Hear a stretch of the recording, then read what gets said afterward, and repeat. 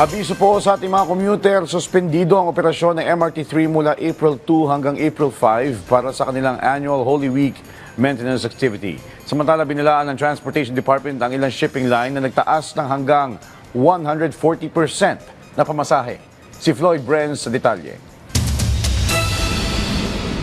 Naglabas ng show cause order laban sa isang shipping line sa Zamboanga matapos itaas ng 100% ang pamasahe.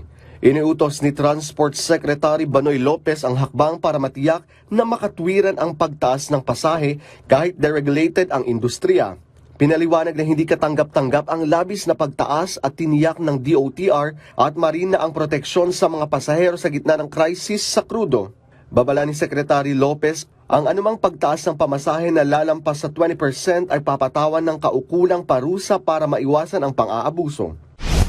Nag-inspection sina Transportation Secretary Banoy Lopez at Philippine Ports Authority General Manager Jay Santiago ang Anilao Port sa Mabini, Batangas. Tinututukan ng DOTR at PPA ang proposed 170 million pesos expansion ng Anilao Port sa 2027 para tulungan ang mga mangingisda, maliliit na negosyo at turismo.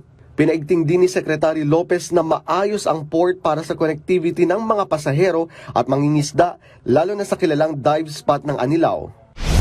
Magkakaroon naman ng annual Holy Week maintenance activity ang DOTR MRT3 mula April 2 hanggang April 5, 2026. Pansamantalang walang operasyon ng MRT3 sa mga nasabing PETSA para may sagawa ang kinakailangang maintenance at matiyak ang ligtas at maayos na serbisyo sa mga pasahero. Magbabalik naman ang normal na operasyon sa April 6, 2026.